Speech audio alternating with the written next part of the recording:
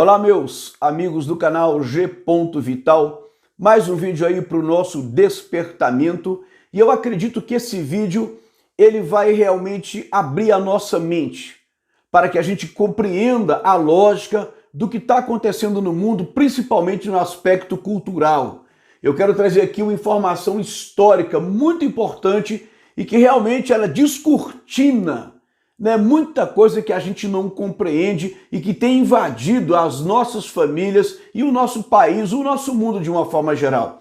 Mas eu quero me referir aqui a um vídeo que foi lançado agora pelas Casas Bahia, em tese contra o preconceito, contra a discriminação. E esse vídeo, ele tem como participantes o casal que se apresenta como um casal homossexual, o Lucas e o Gil, que foram aí duas pessoas que participaram de uma das edições do Big Brother Brasil. Eu não sei dizer qual, porque eu não assisto Big Brother, Eu não compartilho de algo que eu sei qual é o objetivo que está por trás do programa. E o comercial das Casas Bahia, ele termina com a seguinte frase: existe uma força mais poderosa que o preconceito, o amor. Ou seja, o amor é uma força mais poderosa que o preconceito. Verdade, concordamos. Agora, eu quero deixar claro aqui e quero dizer ao Lucas e ao Gil que o que eu vou trazer aqui talvez eles não conheçam, talvez nem as Casas Bahia conheçam. E que, na verdade, essa ideia de que a sociedade é preconceituosa, de que o cristianismo é preconceituoso, de que a religião, de certa forma, principalmente de origem judaico-cristã, ela é preconceituosa, isso foi uma criação histórica para alcançar um objetivo que eu quero colocar aqui. E no final desse vídeo, eu quero fazer um desafio às Casas Bahia, porque ela termina com um slogan. E eu vou dizer qual é o slogan que ela coloca. E farei o meu desafio. Isso é, na verdade, um projeto muito maior do que o que você imagina. Mas eu quero começar esse vídeo citando um trecho de um livro da Shulamit Firestone. O nome do livro é A Dialética do Sexo. Esse livro foi escrito em 1970, ou seja, 51 anos atrás aproximadamente, e Shulamit Firestone é uma das feministas mais importantes da história do feminismo. Ela é uma feminista marxista, e nesse livro, que seria bom a gente um dia comentar, ela traz ali mais ou menos o projeto, para uma revolução sexual a fim de destruir a família. Olha o que ela diz aqui neste livro. Essa frase resume o que está acontecendo hoje no mundo, você vai entender. Ela diz: vários cientistas sociais estão hoje propondo como solução para o problema demográfico, veja qual é a solução que está sendo proposta pelos cientistas sociais: o incentivo de estilos de vida anormais, que por definição implicam a não fertilidade. Você está compreendendo a frase aqui? Que os cientistas sociais identificam um problema. Qual o problema? Um problema demográfico. Ou seja, um problema de crescimento da população. E eles dizem que a solução seria o quê? O incentivo de estilos de vida anormais. Incentivar, motivar estilos de vida anormais. E que estilos de vida seria esse? Seriam estilos de vida que implicam em quê? Em não fertilidade. Ou seja, estilos de vida que não sejam férteis, que não possam gerar, que não possam procriar. E isso com o objetivo de quê? De resolver um problema populacional. Deu para compreender aí o que está por trás disso tudo? Vamos lá. Vamos fazer um resumo disso para você entender aqui rapidamente. Olha só o que acontece. Nós sabemos que no século XVIII houve um grande experimento político ideológico na sociedade, que foi a Revolução Francesa. Por trás da Revolução Francesa havia uma elite muito poderosa que tinha o interesse de implantar um domínio mundial e o que é expandir um poder. Estamos falando de uma elite muito rica na Europa nesse período. E essa elite então queria impor uma nova ordem. ou seja, um mundo novo, literalmente novo. De que forma? Substituindo tudo que havia, as tradições, as instituições, os valores, né, os costumes, por algo que fosse novo. E novo como? Ou seja, a ideia era uma sociedade sem Deus. Esse movimento para a construção da nova ordem, ou seja, uma ordem agora estabelecida somente e tão somente na razão, na ciência, ou seja, iluminista, esse movimento foi chamado de movimento progressista. E dentro do movimento progressista, no século XIX, começa a ser estabelecido o socialismo. O socialismo é um movimento dentro do progressismo. E quem foi o maior nome do socialismo? Karl Marx. Marx vai ser aquele que vai criar as teorias que fundamentam o socialismo, que vai sistematizar. Ele vai criar as doutrinas que estabeleceria a sociedade socialista. E aqui eu quero fazer uma menção de duas coisas sobre o socialismo. Primeiro, o socialismo seria um movimento de controle, porque no socialismo eles dizem o que é opressor e o que não é.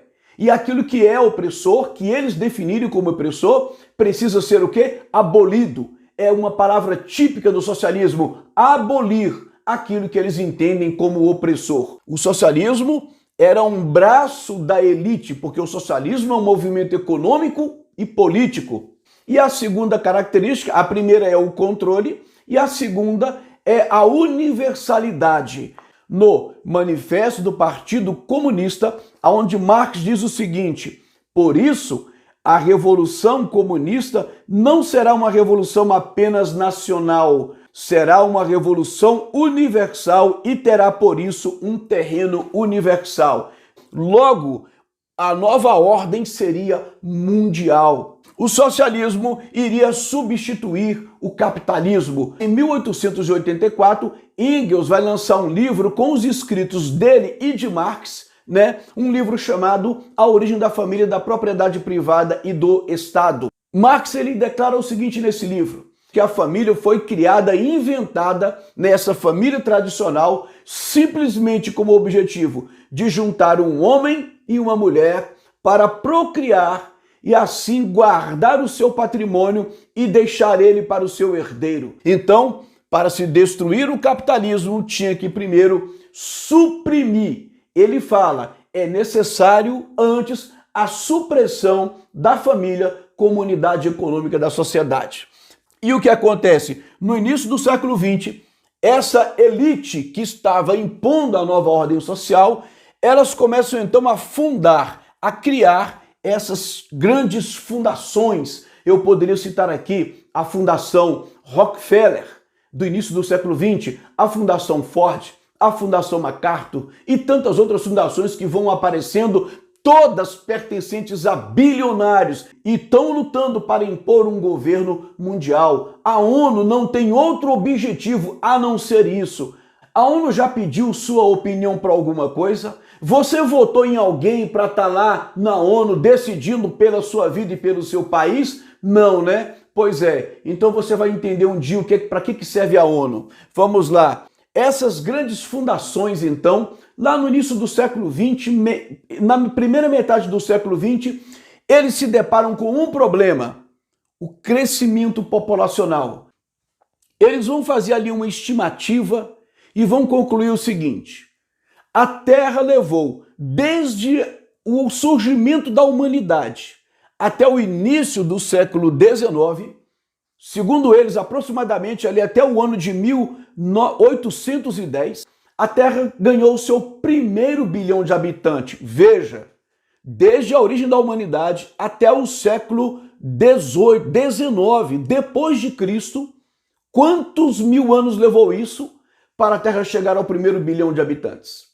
Mas o que acontece? A partir do início do século XIX, já no ano de 1930, ou seja, no início do século XX, a Terra chega ao seu segundo bilhão de habitantes. Ou seja, levou não sei quantos mil anos para chegar ao primeiro bilhão, e o segundo bilhão se deu em apenas aproximadamente 130 anos.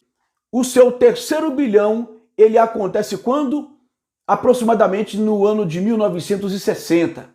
Quer dizer, leva muitos mil anos, milhares de anos para chegar ao primeiro bilhão.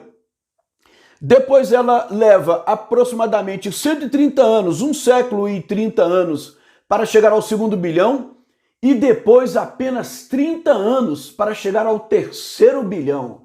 Isso é o quê? Um crescimento, sabe, muito rápido da população mundial. Então isso é um problema demográfico. Veja, o crescimento populacional foi uma preocupação dessa elite que queria controlar o mundo. Então, há uma necessidade de quê? De controle da natalidade. E aí vai entrar uma fase que o próprio Papa João Paulo II chamou de cultura da morte. E eu vou explicar o que é isso.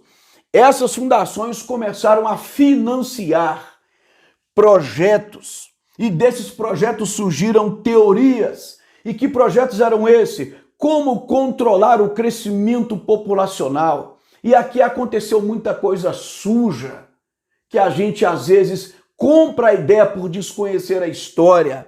Então vamos lá. O mundo estava passando por uma revolução cultural por causa do marxismo que estava nos Estados Unidos, insuflando os jovens a questionar absolutamente tudo, a combater o sistema opressor, levando os jovens a questionarem os próprios valores familiares. Nesse momento, na década de 60, surge realmente um rompimento entre a sociedade tradicional e essa sociedade revolucionária que questionava absolutamente tudo. Lembra do período em que se lutou pela liberação das drogas, do sexo livre, em que era proibido proibir um movimento revolucionário? Pois é, o que acontece dentro desse contexto, essas grandes fundações elas começam a financiar projetos, a construir universidades, a financiar cientistas, veja, cientistas que irão produzir relatórios e documentos e dados que irão alcançar os objetivos deles mesmos. Não é uma ciência imparcial. Por que você acha que hoje existe uma ciência que quer proibir médicos, sabe, de usarem aquilo que eles acreditam? Ou você acha que tudo que está acontecendo no mundo é espontâneo e natural? Não, existe uma elite que ainda, sabe, se acha dona do mundo. E vamos lá. Então eles entenderam que nesse contexto revolucionário havia uma revolução, que ela seria talvez a chave daquilo que eles tanto precisavam, que era a revolução sexual. E nessa revolução sexual, que estava sendo ali financiada por essa elite, estes cientistas, eles começam então a elaborar algumas teorias. Eu tenho um vídeo que eu falo aqui sobre tragédia familiar. Eu cito o caso de um deles, o Dr. John Money, que foi o criador do termo gênero. Ele causou uma grande desgraça em uma família, fazendo um experimento de gênero com 2 crianças, que terminou numa tragédia. Assista o vídeo aqui nesse canal. Esse Dr. John Money, ele cria o termo gênero e ele vai dizer que todos nós nascemos dentro de uma neutralidade sexual. Nascemos neutros, não somos homens e nem mulheres. O fato de haver um órgão genital, um pênis ou uma vagina, segundo ele, não tem nada a ver com se homem ou mulher. Mas antes eu queria mostrar para você uma coisa, que essa elite, ela começou a financiar os movimentos feministas e LGBT. E aí eu quero voltar aqui ao livro para você fazer um link das ideias. O que o livro diz? Que vários cientistas sociais estão propondo como solução para o problema demográfico. O problema demográfico eu já expliquei. E qual era a solução? O incentivo. Veja, incentivar. Incentivar. Não é natural, não é espontâneo, não é que as pessoas estão se descobrindo sexualmente. É um incentivo a estilo de vidas anormais. Ou seja, estilos de vida que fugiam da normalidade e que, por definição, implicam em não fertilidade. Por quê? Vidas que se unem, casais que se unem, estilos de vida que que impliquem não fertilidade, ou seja, que não possam ser férteis, que não reproduzam, é justamente o que acontece com os casais LGBT. Ou seja, eles não reproduzem, homem com homem, mulher com mulher. Percebe como tudo foi uma armação? Por outro lado, o movimento feminista, o que faz? No movimento feminista, você joga a mulher contra o homem, você coloca o homem como um inimigo, um potencial de perigo dentro de uma casa, né? E por outro lado, desestimula as jovens a quererem casar, levarem ela para o mercado de trabalho com o intuito apenas de desestimular, né, a ideia de família. Isso está escrito, Marx já falava sobre isso. Então você desconstrói o modelo de família tradicional e, por outro lado, estimula, incentiva a união de pessoas do mesmo sexo, né? E assim você vai, aos poucos, resolvendo ali o problema demográfico, né, do crescimento populacional. Então, o que eu quero mostrar para você, voltando aqui às teorias de gênero, é o seguinte: ora, então, de um lado eu tenho como tomar atitudes para desestimular a família e unir pessoas do mesmo sexo. Do outro lado, eu preciso fazer isso como? Criando as minhas teorias que vai incentivar a sociedade a mudar a sua visão de família. E aí, a teoria do gênero vai dizer isso: ninguém nasce homem, ninguém nasce mulher. A sociedade tradicional, o que ela acreditava? Que marido é um papel exercido por quem? Pelo homem. Por aquele ser que nasceu com um pênis, que era identificado como homem. Por outro lado, a esposa é um papel exercido por quem? Pela mulher, um ser que nasce com vagina. Mas se o Dr. John Money disse que ninguém nasce homem, ninguém nasce mulher, e que órgão genital não tem nada a ver com a sexualidade, então a ideia de marido não tem nada a ver com homem, porque ninguém nasce homem, e muito menos a questão da mulher. E o que acontece logo? Ser marido ou mulher é apenas um papel social que pode ser exercido por qualquer um. Porque o que vai definir se eu sou homem não é o órgão genital que eu carrego, mas é simplesmente como eu me sinto. Você pode nascer com 10 vaginas, mas você se sente homem, você pode exercer aí o papel de marido. Você pode ser qualquer coisa, mas se você se sente homem, você pode ser o marido. Então, ou seja, eu quero que você entenda nesse vídeo que tudo isso foi artificialmente construído. Para quê? Para atender a um objetivo que está registrado muito claro, uma questão demográfica, ou seja, uma doutrina mentirosa, sabe, artificial, que foi criada usando a ciência, uma ciência que está a serviço dessa elite, e nessa época começaram aqui a desenvolver os métodos anticoncepcionais, remédios anticoncepcionais, para tentar fazer o controle do crescimento populacional. Começou a se investir em aborto. Essa elite começou a financiar abortistas, clínicas abortistas, movimentos abortistas. Essas teorias foram criadas com esse objetivo.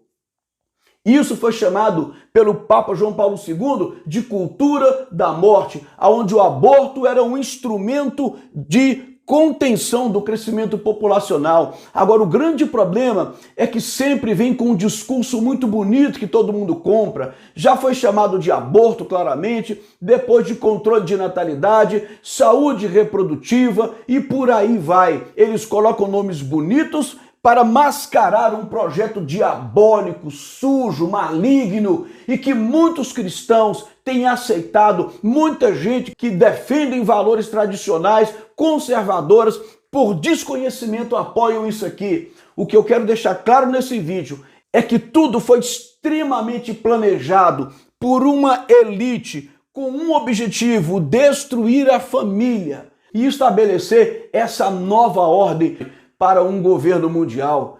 E eu quero deixar aqui agora o meu desafio: as Casas Bahia. Vocês terminam o vídeo Casas Bahia. dizendo que a nossa causa são todos os brasileiros. E aqui eu queria colocar o seguinte: se a causa de vocês são todos os brasileiros, eu sou um brasileiro. Diga-se de passagem, já comprei muito nas Casas Bahia, como milhões de conservadores, milhões de pessoas que acreditam em Deus, que acreditam na família tradicional. E eu gostaria de, nesse vídeo, dizer a vocês, nos dê a oportunidade. Nos dê a oportunidade de mostrar que não somos homofóbicos, que não temos preconceito, que apenas pensamos diferente e que muitas vezes, por causa desse tipo de comercial, nós somos taxados de intolerantes, de que a igreja é intolerante, que a religião é intolerante, porque esses comerciais atingem esses objetivos e não esclarecem a coisa como tem que ser esclarecida. E nós aqui estamos pedindo uma oportunidade de colocar o nosso lado aqui, de expor a nossa visão e dizer que não se trata de intolerância, se trata apenas de conhecimento, porque nós conhecemos, e de dizer que nós também, como brasileiros, temos o direito de termos uma visão diferente que não implica em intolerância. Eu espero que tenha sido útil e que Deus abençoe a todos.